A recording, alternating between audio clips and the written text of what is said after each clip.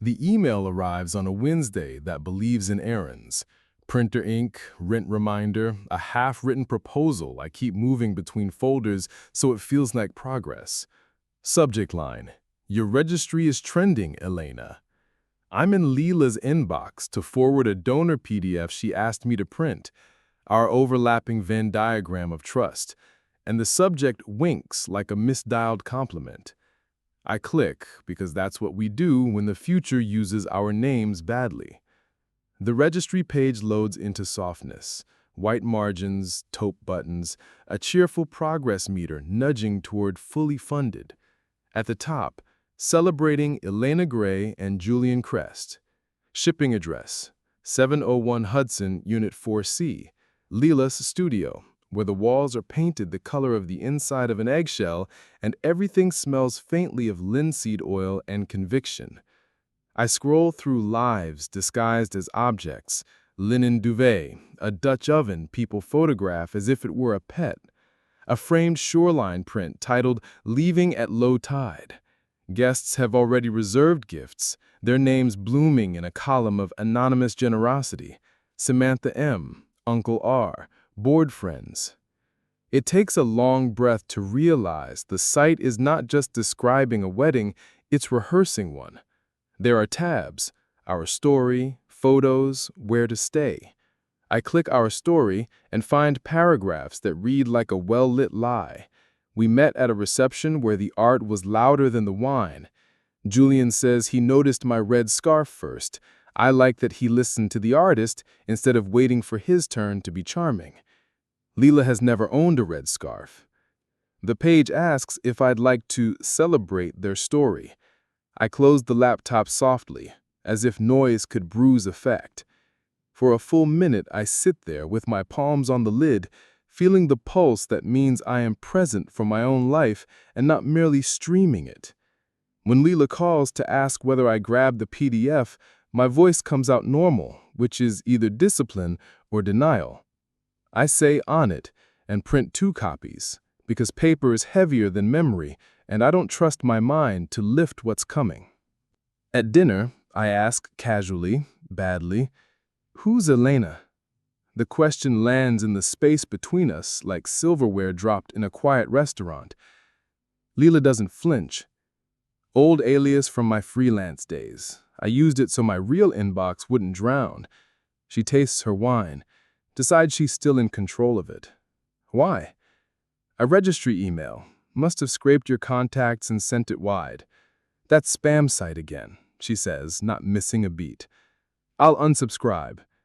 She reaches across the table and touches my wrist the way people do when they want you to remember their hands are not the problem. God, the internet, she adds conspiratorially and rolls her eyes at a world we can both safely dislike. I nod and watch. Her phone lies face down but awake, pulsing once as if the table has a heartbeat. The expensive resinous scent that I can't name floats up from her collar. It's become the elevator music of our evenings. New phrases have crept in lately: touch base, circle back, alignment. Corporate pollen dusting a person who once made zines out of medical receipts and thread. Back home, she asks if I can help assemble donor gift bags, labels, ribbon, a postcard with a quote about art that is both true and printable. On the desk sits a small stack of place cards for the gala, calligraphed names like statements of fact. One says Julian C. beside Elena G. When my fingers hover, she laughs. The vendor template had sample names. They forgot to swap them. I swear, chaos. She says it warmly, a tone borrowed from the way you forgive toddlers or contractors. I file the detail anyway, not because I doubt her yet, but because a map drawn after you're lost is still a map. That night, we fall asleep pressed together like a book that knows how it wants to close. In the dark, I practice the sentence my sister Naomi taught me years ago for when something feels wrong and the evidence hasn't learned English yet. I don't know what this is, but it's not nothing. I repeat it until it becomes a kind of breath. 3. Inventory of proof, or how to be patient with terror. I make coffee that tastes like a good apology, open a spreadsheet, and create a tab titled Ground versus Rug. Naomi takes my call before the first ring finishes. She is a person the future returns to for advice. I narrate without adjectives. The registry, the alias, the place cards that forgot they were pretend. She listens with the silence of someone keeping me from drowning by not splashing. "Don't detonate," she says finally. "Not yet. Confirm quietly. If it's nothing, you protected your life from your imagination. If it's something, you'll have a story that resists spin." Confirm how? Paper, screenshots, timestamps, tracking numbers, the boring stuff that wins courtrooms and boardrooms. I become boring on purpose. Phone bills bloom with calls to a new number. I note durations like weather. Lila's Studio Parcel app shows 2 deliveries from a third-party fulfillment hub. I match the tracking to the registry's purchased items. It's exact, down to arrival windows. A county website reveals a marriage license application. Draft. Some jurisdictions let you start online, finish in person. The names are Elena Gray and Julian Crest. The birth date is Lila's. Under preferred date, 3 weeks from now, our anniversary weekend. A blank space awaits ceremony location, as if a lie hasn't chosen a room yet. Then I search Julian Crest. The results have the frictionless confidence of a resume that never sat in a drawer. Venture fund, panels, photos of a man whose watch thinks time is a subordinate. In an older interview, he uses the phrase permissionless ambition, which feels like a compliment and warning. At work, I watch for innocuous overlap. The senior VP, Graham Keller, floats through the office leaving that same resinous cologne like a calling card. He's 2 pay grades and 1 glass wall above me. I've only ever had polite reasons to dislike him.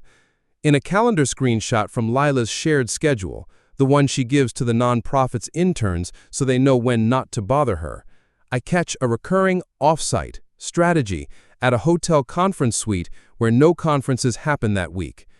Corporate card statements, public to our finance team, show dinners at a place she claims gives her hives. I still don't break passwords or place trackers. I build a museum of absence instead.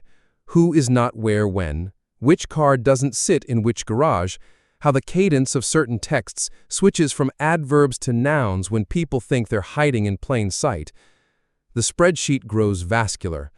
I hate it and keep feeding it. 4. A fuse made of logistics.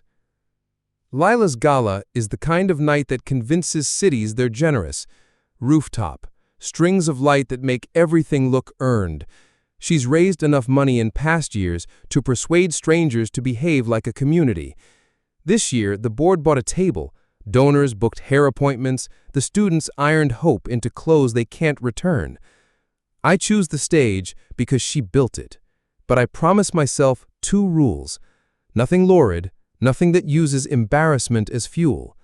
If I have to turn on a light, it will be a house light. I tell the venue I'm the volunteer audio producer. True, and ask to prep a closing slide that says, "Thank you for seeing." They love me for being low maintenance. I also book a videographer under the pretense of shooting a highlight reel. Donors like to see themselves seeing. He'll put cameras where cameras don't count as secrets. Naomi, in full big sister mode, warns me against any version that looks like vengeance. She says, "You're not auditioning for a courtroom drama. You're doing governance in public. If you can't say that sentence without flinching, stay home." So I write a timeline movie that has the charisma of a ledger. White text over neutral B-roll of lobbies and streets. Dates, times, rideshare receipts with pickup and drop-off blocks, corporate card screenshots with addresses blurred except for the one line that matters. A clean flowchart that follows vendor invoices to a P.O. box to an LLC that exists like a shrug. At the end, a neutral sentence. All materials sourced from public records, corporate statements, and personal communications retained by the narrator. Meanwhile, I set a second, smaller plan in motion: careered registry boxes scheduled to arrive at the venue between 8:30 and 9:30. Not a spectacle, a chorus. A dozen packages addressed to Elena Gray, each one an object with a caption. If the room needs a prop to understand an abstract sentence, I will give it one. My hands shake filling out the delivery spreadsheet. Then they stop. Work loves being told exactly what to do. 5. Dress code for an explosive. The day of the gala wears the color of caution tape disguised as sky. I put on the suit that fits like a decision. Leela pinches a stray thread from my sleeve and smiles with an efficiency that used to be intimacy. Proud of us, she says. She means the nonprofit. She means herself. I want her to also mean me. In the car, we travel inside mutually agreeable silence. I look at her profile the way you look at a neighborhood you might move away from. Fondness, inventory, grief you haven't rented yet. At the venue, staff run on the caffeine of competence. I brief the AV tech, he cues my closing slide, and we high-five like camp counselors who still believe in talent shows. At 7:50, I text the dispatcher, go. Trucks scatter like polite bees. At 8:12, Julian Crest arrives at the rooftop with the body language of a man who's never been told he's early or late. He just is. He kisses the air near Leela's cheek. Her neck arcs into the gesture like a reflex carved by repetition. He shakes the board chair's hand with the grasp professional men save for mirrors. His eyes pass over me the way expensive cars pass over potholes, engineered to forget. The first courier calls from the lobby. Security wants to know whether boxes get invited to parties. I go down, flash my staff badge, sign for a Dutch oven wrapped in hopeful tissue paper. Stage right gains a small rectangular audience. By 8:40, there are 6 boxes. By 8:55, 9. Staff ask if the AV team is building something. I say always. It's true. The students begin their speeches. A scholarship recipient named Rosa tells a story about drawing diagrams of her grandmother's arthritic hands so the pain could learn shapes and leave. The board chair's toast lands with the weight of money performing benevolence. Leela closes the program with a thank you that threads pride, fatigue, and the reachable dream of next year. When the clapping fades, I walk to the mic because either I will or I won't, and the version of me I respect does. 6. The room that learned to listen. If you speak quietly into a room that expects champagne, your voice grows teeth. I'm Noah. I run the sound you didn't have to notice. Laughter rustles, relieved. Before we all leave, some deliveries arrive that belong to neither the venue nor the nonprofit. We'll hold them till morning. I gesture. Stage right wakes. A dolly of boxes, labels outward. To Elena Gray. I don't say Leela's alias or Julian's name. I let the fonts do the trespassing. Sometimes, I add, a registry is only a list. Sometimes it's a confession with tracking numbers. Because our students are taught to tell the truth with craft, we're going to honor that tonight. The lights dim as if the room has decided to assist me. The projector hums. Card 1, timeline. Card 2, all information verified via public records, corporate statements, and personal communications retained by the narrator. And then the film, the ledger with a heartbeat. It plays slower than I rehearsed because silence expands it. March, rideshare receipt, text snippet, corporate card. April, offsite that isn't. Door footage from a public lobby where faces are smudges, but time is a witness. May, June, July. Repetition laundering itself into pattern. A simple flowchart becomes indictment by diagram. In a corner, a footnote tallies diverted funds to a shell vendor that routes to a P.O. box and then to a trust with a weekend house view. No one gasps. People who donate professionally do not gasp. They purse and calculate. A woman at the board table takes a photo of the screen like one does of eclipses and whiteboards. Julian shifts, checks nothing on his phone, realizes his hands need a religion. The film ends not with a flourish, but with a slide that reads, "Thank you for seeing." We let it hang there until the room understands it cannot clap its way out. I return the mic to its stand and step back. If anyone asks later whether I made a speech, I will be able to say I did not. 7. The green room, which isn't green. We find the smallest room with the biggest consequences. Lila closes the door and leans on it like honesty is strong enough to push back. Julian exhales in syllables, the way men do when the math has stopped flattering them. "You ambushed me," Lila says. Not rage, more like shock searching for a coat. "I brought the truth where the spin couldn't breathe," I say. My voice is calmer than my blood. "You can hate the method. You don't get to pretend we didn't need it." "I didn't know about any money," she says, quick. "He said the vendor was—" Julian cuts in, "Do not," and stops himself, because he hears how it sounds. "I believe you didn't touch the invoices," Lila says to me, and I do. "But you touched the story that let them happen in rooms no one else could see." She stares like the sentence betrays a part of me she liked. "Why wouldn't you come to me first?" "I tried," I say. "I asked if we were okay. You said we were busy. I asked if you were happy. You said you were aligned. That's not the same as a timeline in front of donors." "No," I say. "It's better." Julian pockets his phone because he's out of gestures. "I'm leaving now," he declares to the air, as if departure were a verdict. The board chair's silhouette passes the glass wall like a bailiff's shadow. "Actually," the chair says, opening the door, voice made of policies and winter, "you're coming with us." They exit, flanked by HR with clipboards that know how to walk. Lila and I sit with the sound system's distant thrum leaking under the door. "Was there ever a plan where you told me?" I ask. "Yes," she says, throat tight. "It involved me being braver than I was." "Brave is a word we only use when we're late," I say, and hate myself for how true it sounds. She doesn't cry. She invents a new expression in which sorrow and composure sign a temporary treaty. "I can fix the nonprofit. I don't know if I can fix us." "Me neither," I say. It's the first clean line we've said all night. 8. Aftermath logistics, or how a life stacks. The rest of the evening moves like a hung jury, slow, necessary, full of people who'd rather be anywhere else and know they shouldn't be. The gifts are logged and stored. The students are shepherded towards ride shares by staff with gentle hands. Donors practice supportive face number 3 in corners that still smell like tenderloin.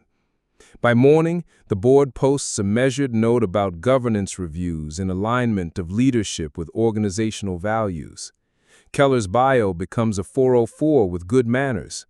HR schedules me for a conversation that is certainly a meeting. They want to know where my information came from and whether any of it belongs to the company. I stick to the facts that are mine and the public ones that have stopped pretending to be shy. At home, we choreograph not fighting. Separate breakfasts eaten at similar hours. Showers like parallel subway lines. A text from across the room asking whether we need detergent. When Lila asks if I go to therapy, I say yes, because refusing to sit in a room with a professional table would be cowardice disguised as dignity. Therapy is a mirror that doesn't fog. We talk about the months we replaced intimacy with productivity, how a good cause can become a screen you stand behind. Lila says that with Julian she felt like a version of herself she had neglected. I say that with us she had forgotten to be the version who told the truth first. The therapist doesn't decide for us. She holds the door open to a hallway with more doors. 2 weeks later, Lila writes the students a letter about the mission being sturdier than any one person's mistakes. She names a governance committee. She promises transparency without saying because I was opaque. It's a good letter. I feel a brief, treacherous pride. We choose distance.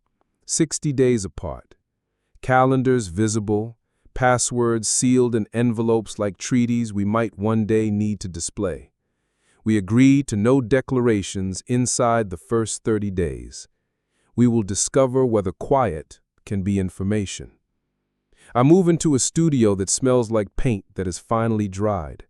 My first purchase is a chair. The second is a plant obstinate enough to survive personality. The first night I sleep, the morning is not kind, but it is legible. Rooms that stop lying. Silence, when you don't weaponize it, becomes furniture. It creaks and holds. I learn the names of my building's noises, the old elevator clearing its throat, a neighbor's laugh that edits my mood without permission, the 712 bus exhaling like a disappointed god. I cook, badly at first, then less badly. I run until the city becomes my cardiologist. Work calls with a museum contract about tools, hammers whose handles outlive their owners, saws that know every vowel of wood. I record a carpenter planing a board. The mic catches patience as a frequency. The exhibit opens. Visitors put on headphones and listen to work like it's a prayer. Lila and I text sparingly and speak weekly in a room with a couch that refuses drama. She doesn't deny the affair. She also doesn't narrate it. She apologizes for choosing a version of herself that didn't include me until the logistics required it. I apologize for noticing everything except the sentence I needed to say months earlier. I am not okay. We divide the apartment we used to share as if it were a country that requires 2 flags for a while. I box our mantle photograph because I don't want to weaponize nostalgia. On a jog, I pass a store window where wedding china sits like an argument against entropy.